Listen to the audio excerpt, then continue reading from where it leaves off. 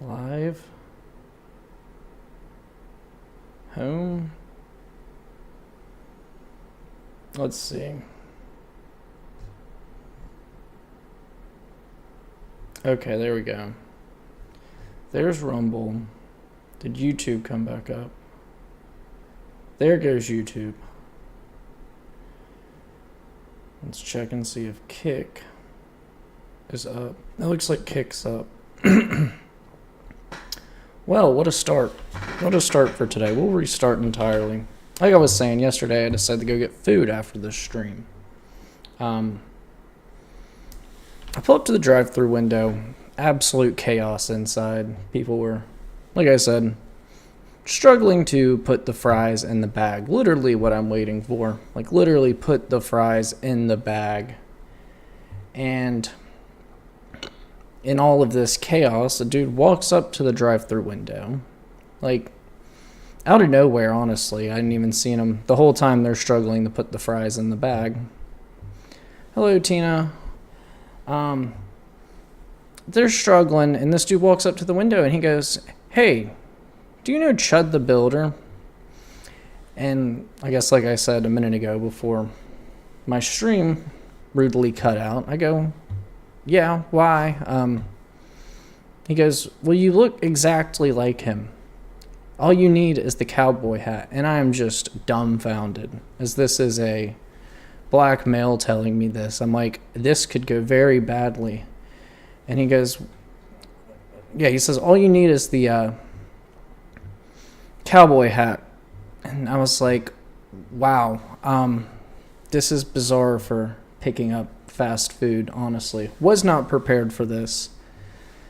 But just an interesting interaction yesterday. Just an interesting interaction overall. Apparently, I need a cowboy hat, according to this guy. He goes, "What do you think about it?" And I was like, I don't know. He could probably be nicer to people. He goes, "Yeah, as long as you don't talk like him." And I was like, all right, appreciate that. Just moved on with my life. But I mean, what an interesting interaction at the drive-thru window. Black dude comes up to me and says, "You look like Chud the Builder." Like, whoa, all you need is the cowboy hat. Whoa. Just was not ready for that yesterday. Simply was not ready. But we'll jump into it. Today is Tuesday, June 4th, 2026. This is episode number 120 of Addressing the Issues. Happy National Killdozer Day to all of those who celebrate. Today is the 22nd anniversary of Marvin Heemeyer's rage against the local bureaucracy. An interesting quote from this Killdozer affair is, "I was always willing to be reasonable until I had to be unreasonable. Sometimes unreasonable men must do unreasonable things." Interesting. Apparently he was a man ahead of his time. But this is 22 years later, and the bureaucracy is still ruining people's lives. Tragic story with that.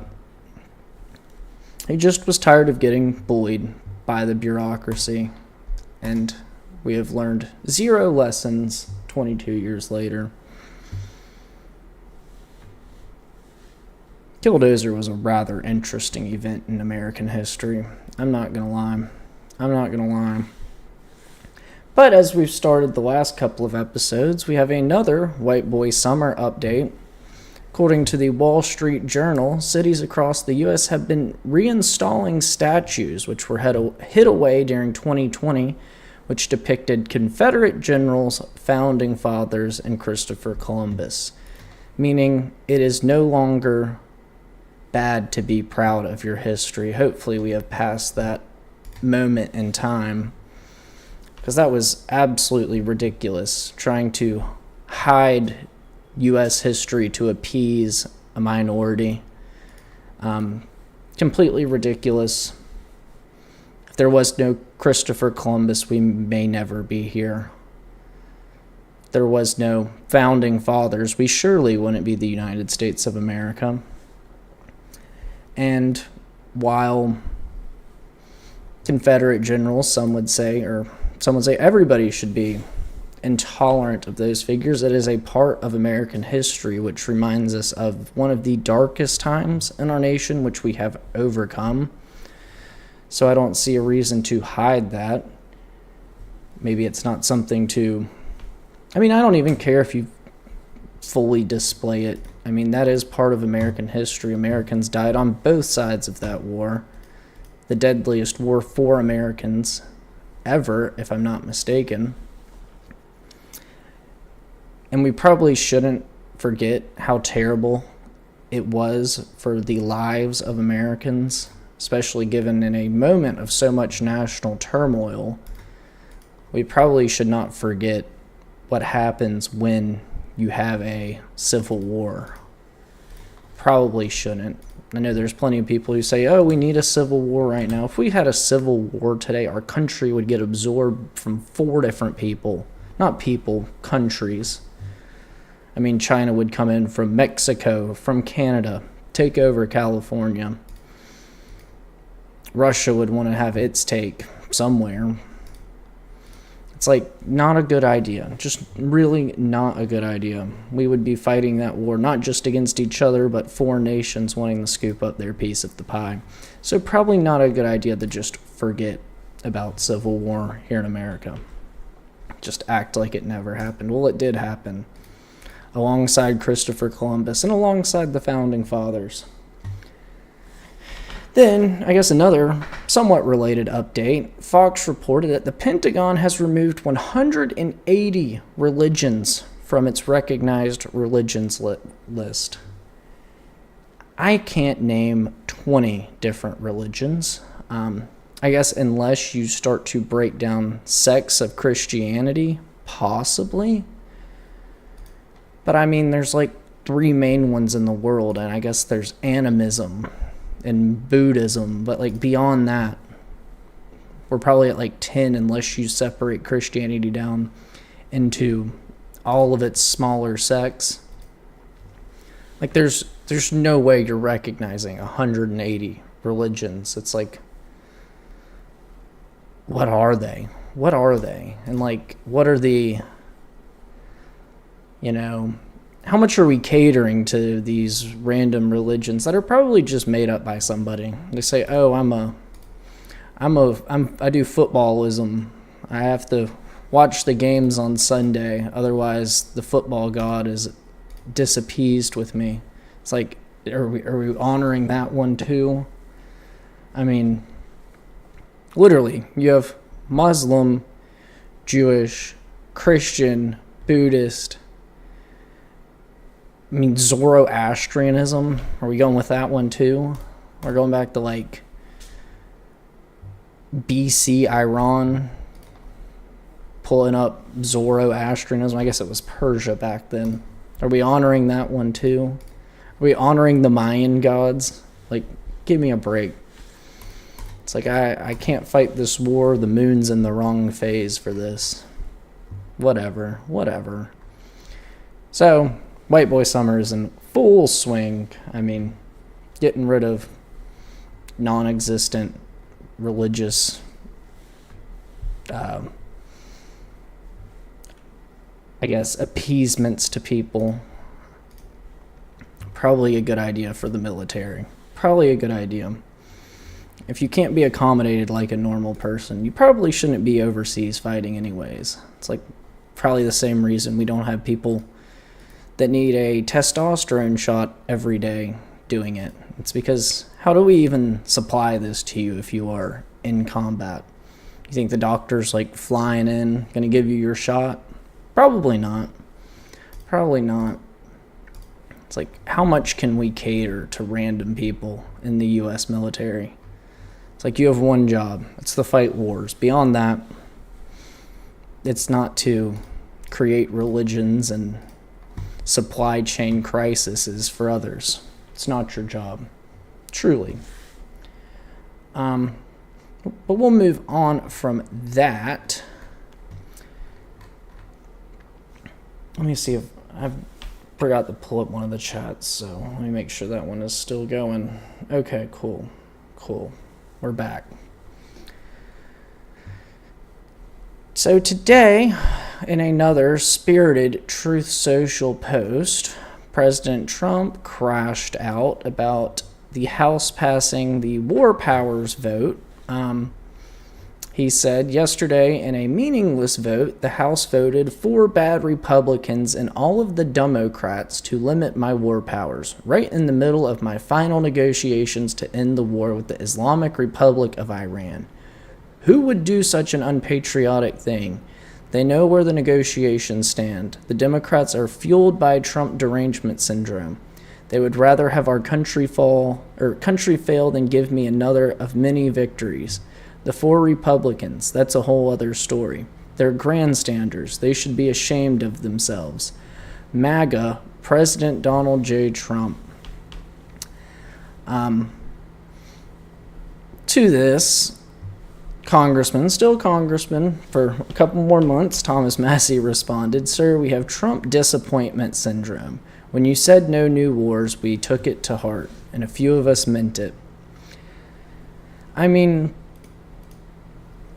how do they know that you're on the verge of a deal? You've been on the verge of this deal for, almost 2 months now? I mean, how long do they have to play this game with you where you say, oh, we've got a ceasefire, they're going to sign the deal, we've defeated them? I mean, how many times did we hear we defeated Iran, and now we're in a ceasefire looking to sign a deal? Does that sound like defeat to anyone? It doesn't sound like it to me. Normally, if you defeat somebody in a war, they sign an unconditional surrender if they're defeated. Now, if you don't fully defeat them, like has been said numerous times, you would find an agreement on how it could be ended. But it's like, yeah, we're tired. No new wars meant no new wars. It didn't mean a Cold War with Iran where you say every single other day, oh, we're so close to signing the deal if Iran will just do this, this, and this, when Iran literally says every time we're not doing these things. And it's like, what are we doing? Why do we even start this? Oh, I remember. Because you got bad intelligence by a foreign country and wouldn't listen to your own intelligence. And now we're here. And now you're crashing out on social media because people are following the law that says you have 60 days, or you produce a report that give you 30 extra days. Well, we're way beyond that. This started in the end of February, the last day of February. We're beyond the 90 days. I mean, you should have figured it out by now. If you thought it was going to be 2 days to turn Tehran over, you had 2 days. You actually had 90 up to this point, and you failed. And now you're taking out your failures on people who are concerned about their constituents. I mean, people who are concerned that the gas prices are high, that their energy costs are high, that there's no fertilizer to grow food, that plastics are going up. And you're crashing out because you can't get a deal signed in time that apparently has been in the works for over a month now. I mean, literally what was it? The Pakistan talks, I forget. Islamabad, was that the one? The Islamabad talks were literally in April, meaning you've had since April to figure this out. And Congress has had since April to do this. They're wasting as much time as you are. Unfortunately, somehow Congress stopped wasting time before you did. That's a surprise. That's groundbreaking in America.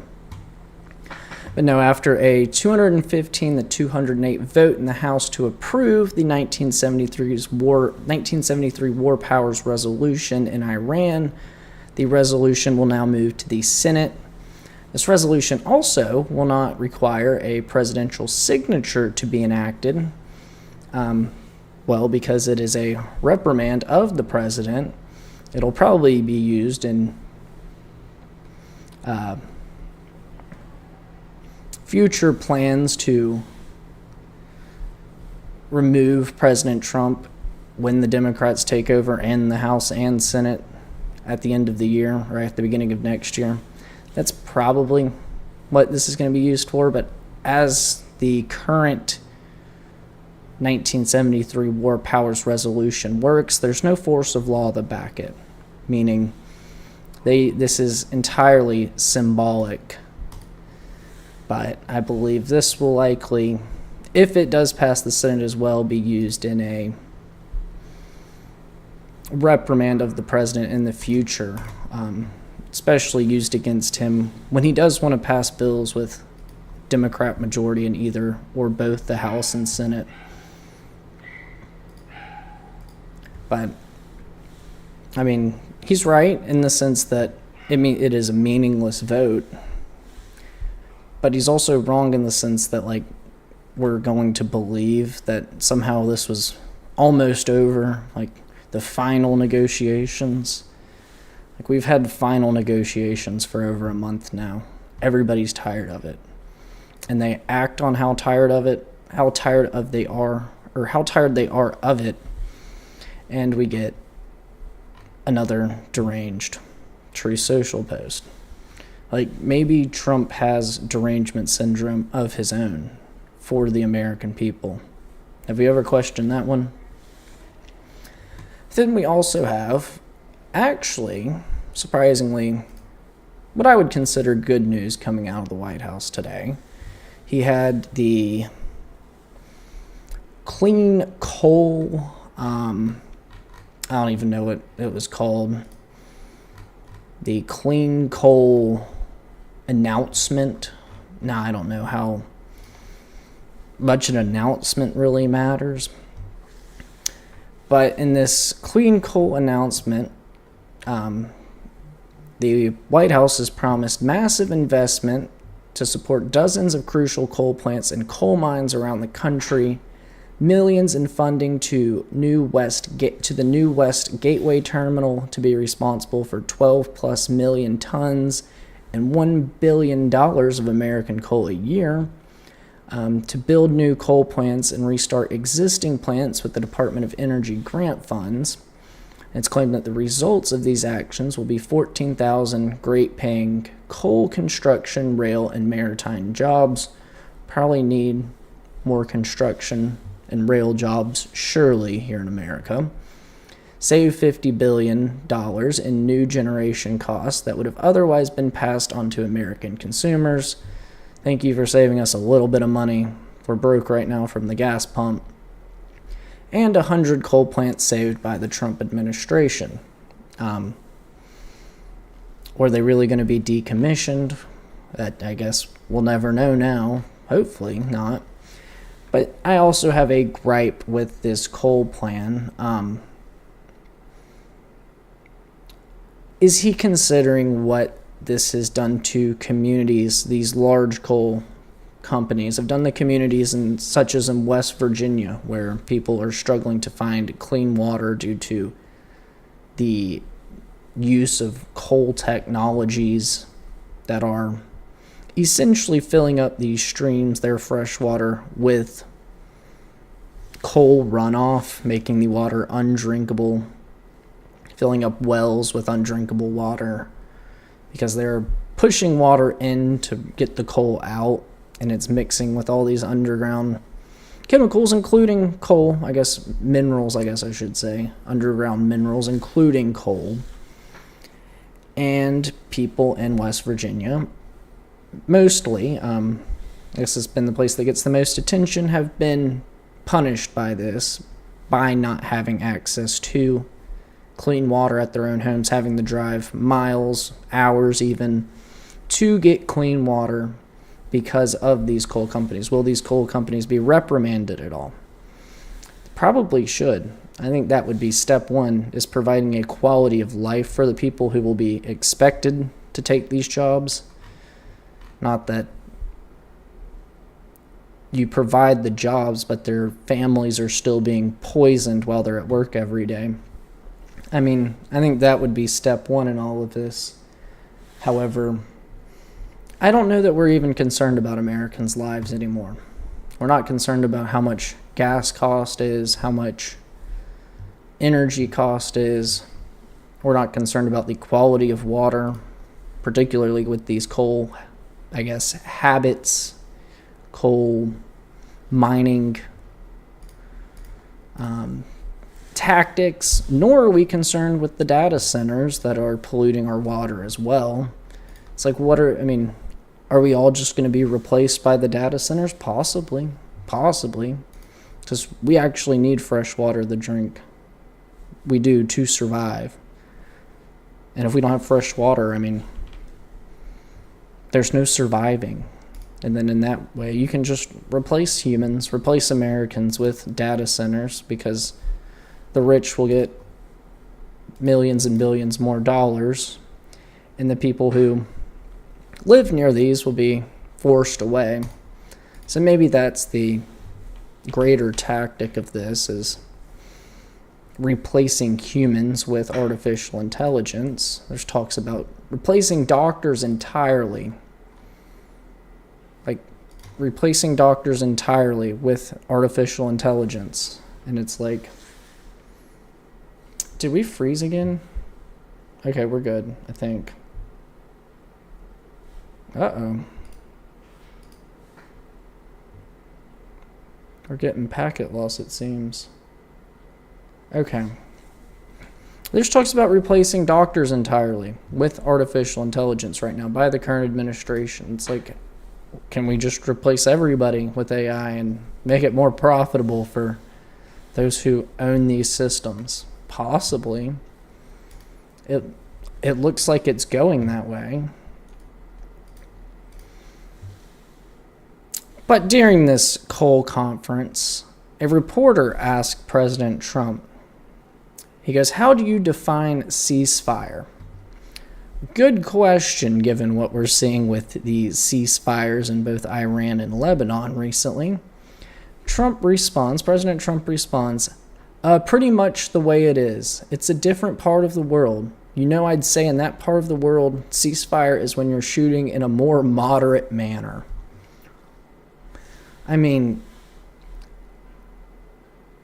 Have some backbone. It's like you pride yourself on negotiating these deals, negotiating peace deals. You said you were the peace president, yet this peace is not peace. It's a lower level of combat.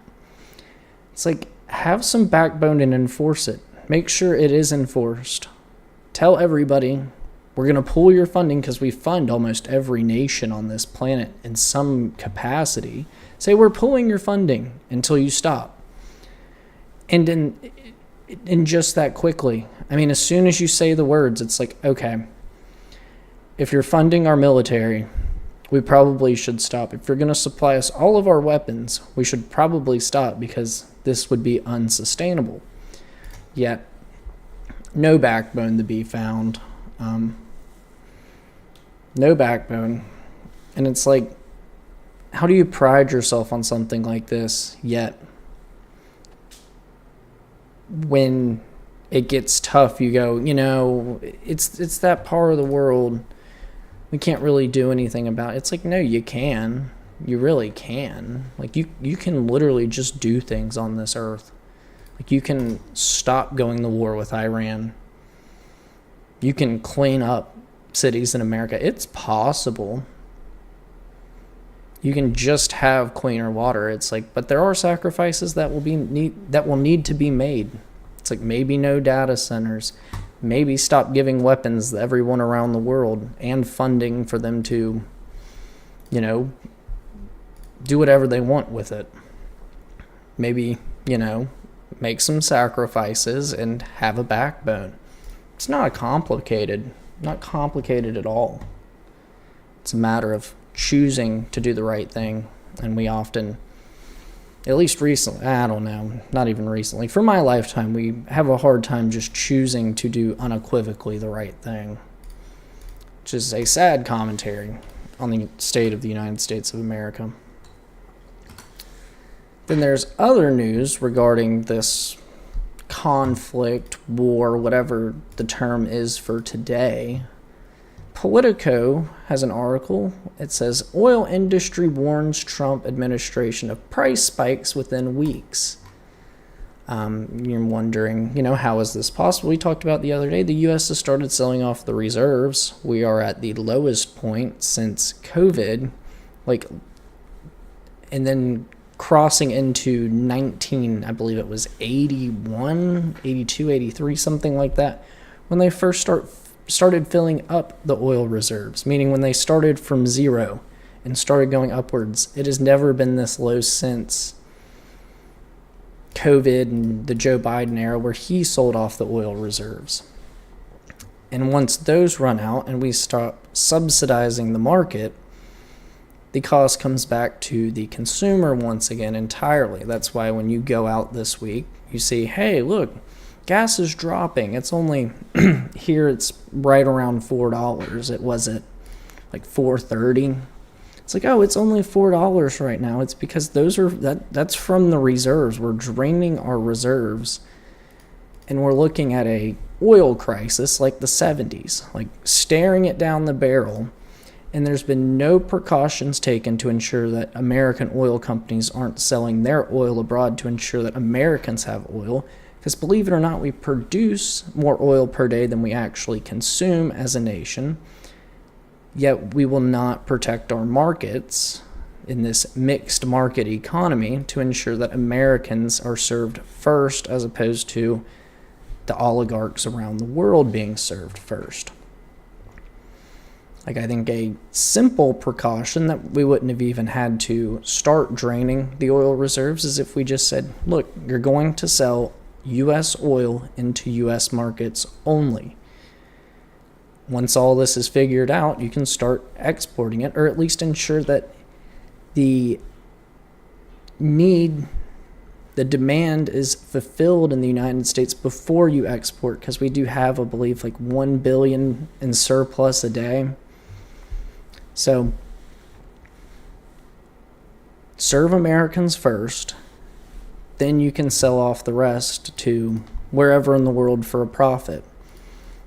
But we're currently being warned that oil prices are going to spike, and alongside that, with the drained reserve, or U.S. reserve, probably crisis levels, especially with no consideration that the continental U.S. markets, or even Alaska and Hawaii, need to be served before other nations. So that would be step one I would take. I would say you're going to serve Americans, and then you can serve yourself for a markup on the global market. Will we do that? Probably not. We'll probably just deal with $5, $6 a gallon gas as a result of $150 to $160 a barrel gas soon. That's what the industry leaders are talking about right now. It's like there's a simple solution here. It also says they could get as high as $200 a barrel of oil. That's probably over $6 a gallon gas on average in America. It's like, this is not going well. This isn't going well. But yeah, the oil industry is warning us that we are on the verge of a crisis, and we're selling off the national reserves, which are supposed to avert crisis. Rather genius, if you ask me. I couldn't think of a smarter plan myself. Actually, I just did. I literally just did. Engage the mixed market economy. Just do it. Just do it. It's not hard. You're fine with giving our military technologies away to another nation. Just fix the economy for a little bit first. we'll get into that right now. The House Armed Services Committee rejected an amendment from Ro Khanna today to remove Section 224 from the fiscal year 2027 National Defense Authorization Act, moving forward with the U.S.-Israel Defense Partnership, which we outlined, I believe, at the beginning of this week. I mean, talk about catering to other nations before your own. Here's an example. I mean, it's like, why would we give military technology or work with people on military technology that have a past of stealing U.S. military technology? It's like, why don't we just do this with the Chinese? Why don't we do it with the Russians? It's like, this isn't smart. I mean, especially, we're coming up on June 8th will be the anniversary of the USS, oh, I forget, I believe Liberty, no? If I'm not mistaken. Is that the ship that was... Yeah. June 8th will be the anniversary of the USS Liberty, which was attacked by Israel, where they tried to kill all the Americans on board. Now we're in a partnership with them, giving them military stuff. Not genius. I mean, China never even did this to us. And we're not supposed to like China. Iran never even... Well, they've done some things, I'm not going to lie, but... I guess nobody's pure in this world, but it's like, this is a terrible idea, and this is only going to slide into a worse and worse situation for America and Americans as that continues. And it seems like Congress is just going to put it through, because who do they serve? Do they serve their constituents, or do they serve the donors? And every day it looks like they serve the donation class more and more. I mean, I guess if that's where the money comes from. That's how we're going to get reelected. We're going to have to serve our master as opposed to our constituent. Just genius. Just genius. Let's see. There's also been lots of talks about the America 250 UFC event, or maybe it's Freedom 250, whatever the proper term for this UFC event is, on the White House lawn. Like I said, maybe a week or so ago, they've started building this temporary stadium on the White House lawn. Apparently temporary. Other people say, oh, it'll be there no, it won't. Or at least I hope not. Like, there's no way you leave that there for longer than this event. Next to the hole in the ground where the West Wing used to be. East Wing, West Wing, East Wing. I think it's East Wing. Believe so. But yeah, right next to the big hole in the ground where they're having the UFC fight, there are two despised UFC fighters, despised by plenty of people, not just leftists, but people around the world, who are in hot water for surprisingly being right once again. You have Sean Strickland, who is banned from UFC America 250 at the White House. Literally a UFC fighter, title contender, if not title holder right now, banned from a UFC event for making fun of President Trump, Israel, and Jeffrey Epstein. Because that's par for the course here in America. And you have Bryce Mitchell, who is also in hot water now after he commented in a similar matter that Israel's the only nation in this country you're not allowed to criticize, before later stating that he would still fight at UFC America 250 at the event, but claimed that the role of the government is to protect us, not to entertain us. And it's like, wow, how do people with CTE have the most accurate interpretations of the current state of American politics? It's kind of a sad commentary when somebody who more than likely has terrible amounts of brain damage is smarter than the average American. It's like, what is going on here? What is in the water? What are we drinking? Like, what has made us decline intellectually as a society? Because the role of the government is to protect us. This isn't the Roman Empire where you go to the Colosseum and they give you bread and circus and they never riot. But yet, this is exactly what we're being given. We're being given bread and circuses. And for some reason, we love it. We love it. Our government won't even protect us. But because we are given bread and circuses, we are fine. They will protect foreign nations. But what we get is a circus outside of the president's house. I mean, for his birthday, nonetheless. He's having a birthday party. Move the whole fight back a day from Saturday to Sunday so it can be on his birthday. I mean, the purpose of the government is to protect us, not to entertain us. From a dude with CTE, or more than likely with CTE. Sad commentary on the state of American intelligence at this point. Sad commentary. But yeah, there's a few more smaller stories we're going to get into. You've got the New World screwworm being found in Texas, which will potentially threaten the U.S. cattle industry, an industry which is already completely messed up with the, cattle monopolies raising prices of beef on consumers and paying producers less.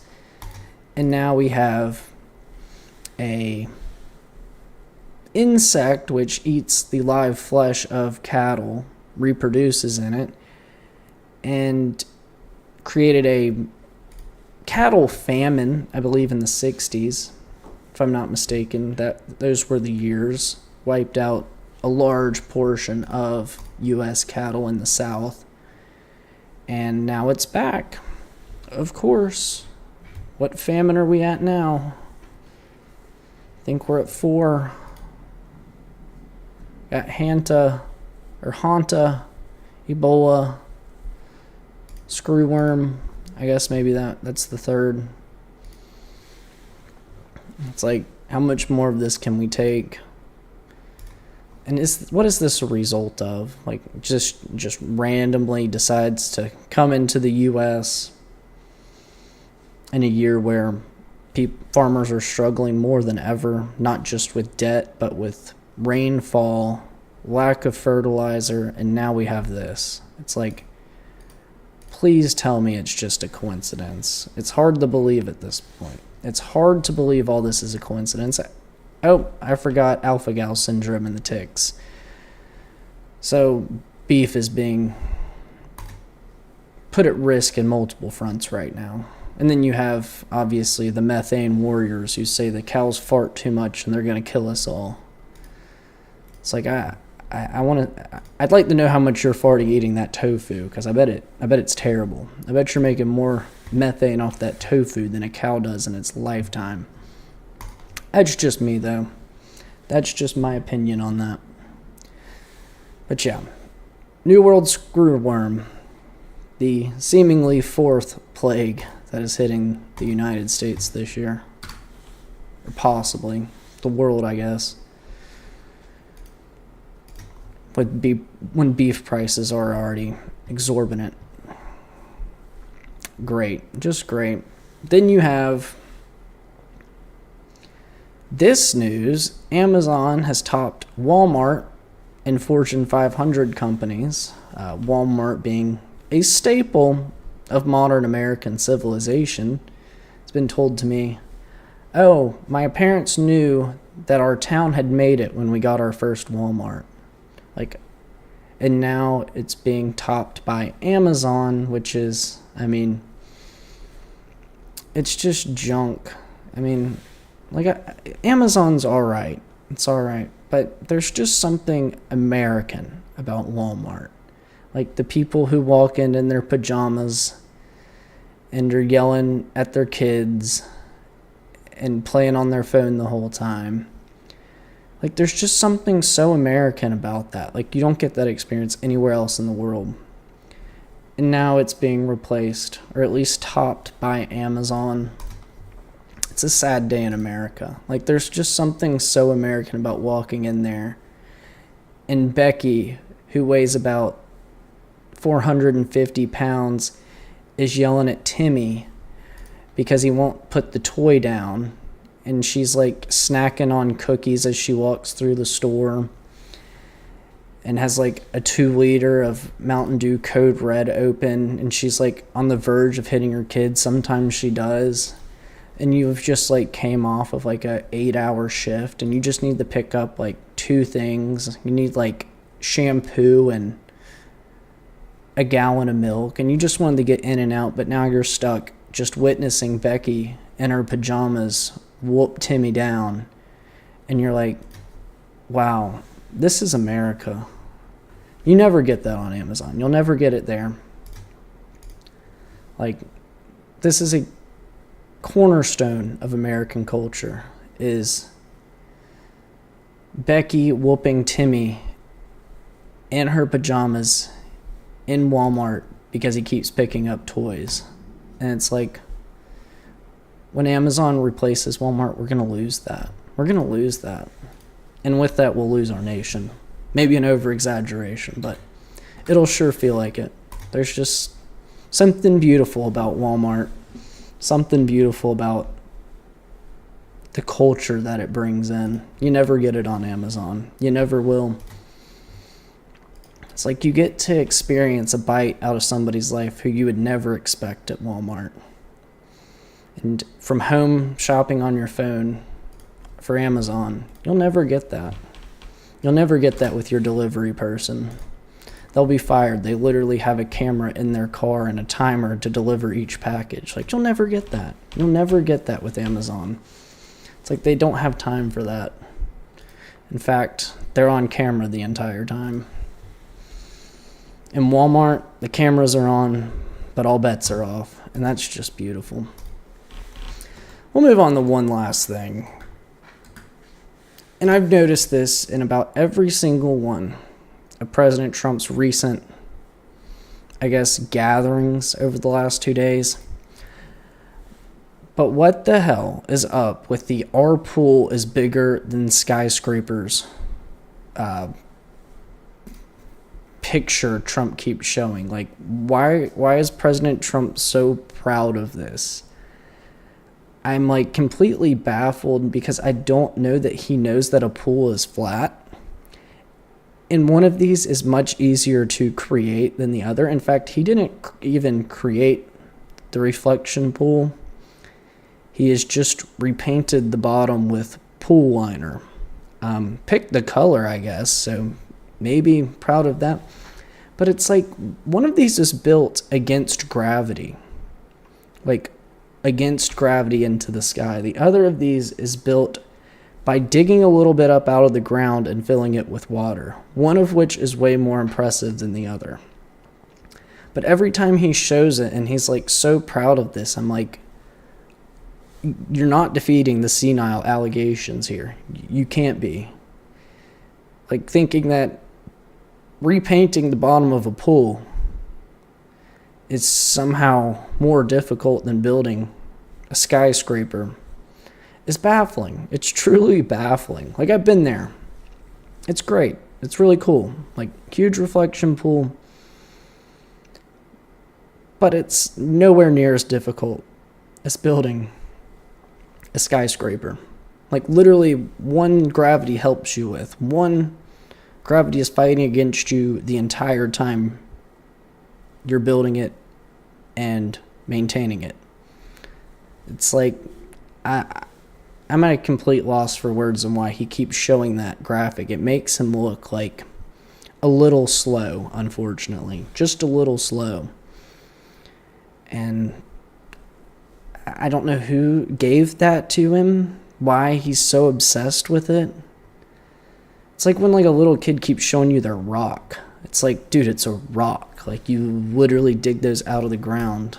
They've been finding rocks for as long as the Earth's been around.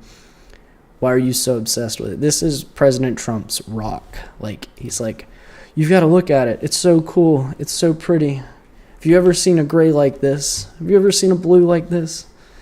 It's like, dude, this isn't impressive. It's a pool. I don't know if you've ever seen a pool. Your neighbors have a few in their backyard. Just telling you, letting you know. I believe you might even have a pool on your property. Like, is it that impressive? Is it really? But we'll give them a break, I guess. But, like, just put the infographic down, please. It makes Americans look really, really dumb. Thank you for your attention to this matter, Sam Jones. Make America great again. Forgot to throw that in there. But yeah, that's all we have for today. Just rather slow news day, kinda. Just Trump crashing out like he normally does. Poor guy. I don't know if he was ready for another go around this time. We may have been better off if we just reelected him 6 years ago. Like, truly.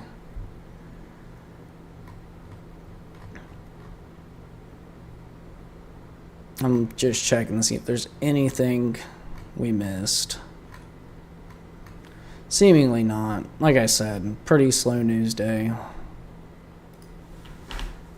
Yeah. Oh, here's another funny thing I saw. Actually, I don't know that it's funny, but has anybody seen where the two, like, Native American tribes in Colombia are in, like, a full-scale war right now? And they, like, started off with, like, bows and arrows and clubs, and then, like, somehow got explosives and guns within, like, a week. And they're just, like, going off on each other. Absolutely absurd stuff happening in the third world. I mean, absolutely crazy. 4.1 magnitude earthquake outside of Vegas. If you felt the ground shake in Vegas, that's what's going on. That's new, I guess. Besides that, I mean, rather slow day. Rather slow day. I'm just checking to make sure I didn't miss anything. Apparently, NASA's looking at supersonic flights between Europe and the United States once again. I don't know of any reason I'd want to get to Europe any faster. So make sure you guys are dropping a like on today's episode, following on Rumble and Kick, subscribing on YouTube, sharing the channel. Really appreciate when you guys do that. Also really appreciate you guys who stick around to the end. Another awesome day here with you guys. Appreciate that. But we're going to get into the good news. Today we're looking at James chapter 5. I think we'll go through the whole thing. Got through everything relatively quickly, so we'll go through the whole thing. It says, "Now listen, you rich people, weep and wail because of the misery that is coming upon you. Your wealth is rotted, and your wealth is rotted, and moths have eaten your clothes. Your gold and silver are corroded. Their corrosion will testify against you and eat your flesh like fire. You have hoarded wealth in the last days. Look, the wages you failed to pay the workmen who mowed your fields are crying out against you. The cries of the harvesters have reached the ears of the Lord Almighty. You have lived on earth in luxury and self-indulgence. You have fattened yourselves in the day of slaughter. You have condemned and murdered innocent men who were not opposing you. Be patient then, brothers, until the Lord's coming. See how the farmer waits for the land to yield its valuable crop, and how patient he is for autumn and the spring rains. You too be patient and stand firm, because the Lord's coming is near. Don't grumble against each other, brothers, or you will be judged. The judge is standing at the door. Brothers, as an example of patience in the face of suffering, take the prophets who spoke in the name of the Lord. As you know, we consider blessed those who have persevered. You have heard of Job's perseverance and have seen what the Lord finally brought about. The Lord is full of compassion and mercy. Above all, my brothers, do not swear, not by heaven or by earth or by anything else. Let your yes be yes, and your no, no, or you will be condemned. Is there any one of you in trouble? He should pray. Is anyone happy? Let him sing songs of praise. Is any one of you sick? He should call the elders of the church to pray over him and anoint him with oil in the name of the Lord. And the prayer offered in faith will make the sick person well. The Lord will raise him up. If he has sinned, he will be forgiven. Therefore, confess your sins to each other and pray for each other so that you may be healed. The prayer of a righteous man is powerful and effective. Elijah was a man just like us. He prayed earnestly that it would not rain, and it did not rain on the land for 3.5 years. Again he prayed, and the heavens gave rain, and the earth produced its crops. My brothers, if one of you should wander from the truth, and someone should bring him back, remember this: whoever turns a sinner from the error of his way will save him from death and cover over a multitude of sins.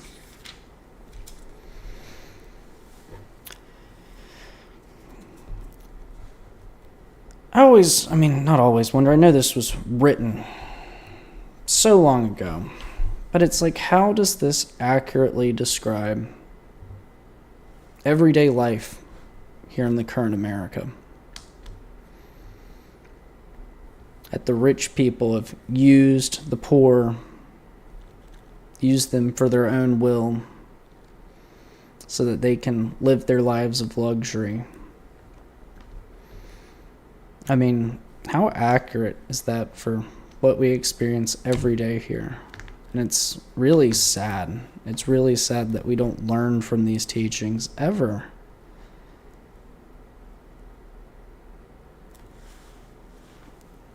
But he talks about patience in suffering, perseverance in suffering, and that you shouldn't use these times as times to stray away from God, but to persevere with him, as he will have your back. And then in these times, pray.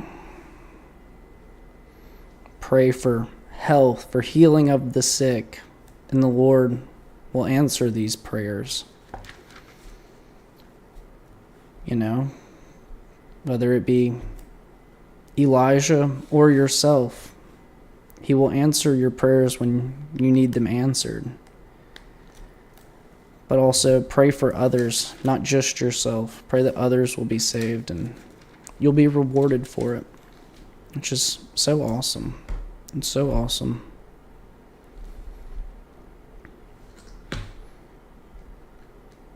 And I think the moral of this is to have faith, no matter where you are in life, whether being rich or poor, whether you are in times of need or in times of helping others in need. Prayer is the answer. It's the answer for a lot of things in life, because every day it looks like we're not going to be able to fix this ourselves. Pray for the Lord to help us do it, to work through us, speak through us, and return holiness and righteousness to this earth in this time of seemingly such wickedness, that we do care for others, and we also care for ourselves and understand that God is still caring for us. It's a wonderful God, and he does care about you. He chases after you when you wander off. Yet, sometimes we never look back for him. And I think that is contributing to this decline in our society, as our unwillingness to pursue after him as he pursues us. But yeah, I think that's all we have for today. Remember to pray, guys. Pray, ask, and you shall receive. Make sure you're praying in good conscience, obviously, to God himself, not to your idols, but to God in good conscience, and you will receive what you need. He will allow you to persevere, and he will forgive you of your sins as long as you acknowledge Jesus Christ is his son and died for your sins so that they could be cleansed. But yeah, I think that's all we have for today. I'll look through one last time and see if there's anything important that I missed.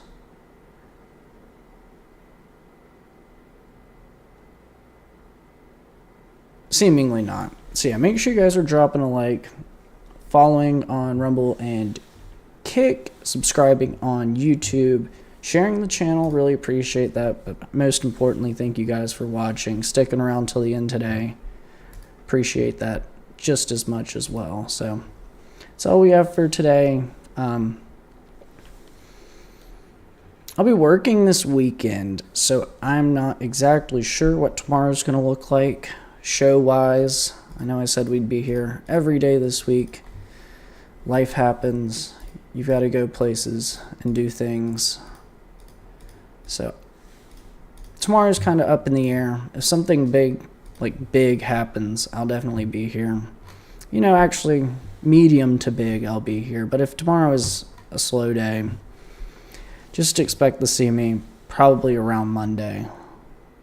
We're also planning a guest episode soon. It's been a while, been a long time, but I've been in contact with the dude who does ministry, and him and I have talked about him coming on, and I think we're going to work on that for next week. So that's big news. I think you guys will enjoy that. Works in a really interesting field. So I'm not going to give too many spoilers before it's official. But that is a plan for next week, is that we will once again be back with a Searching for Solutions episode. Hope you guys are excited for that. I know I am. Really cool guy, really cool field he works in, so I think everybody will enjoy that one. Really do. But yeah, that's tentatively planned for next week. I hope it happens. So, may have to take a day off next week to schedule that, because he doesn't live as close as everybody else does, but we'll make it work. But yeah, the schedule is, probably, we'll say 2/3 chance I'm live tomorrow, assuming that nothing happens. And then maybe we may miss a day next week, depending on scheduling for him and I on the Searching for Solutions episode, which I think everyone will enjoy. Yeah, that's what the schedule's looking like coming up. I figured I'd give you guys that warning. But yeah, I think we'll call it here, and might see you tomorrow, maybe not. We'll have to find out, given how fast I can prepare for this weekend's travels. So, yeah. To my people on the East Coast, I hope you get home safe. To my people further west, I hope you finish up your workday strong and get home safe as well. I'll talk to you guys when I talk to you again. Thanks for watching, guys. See you.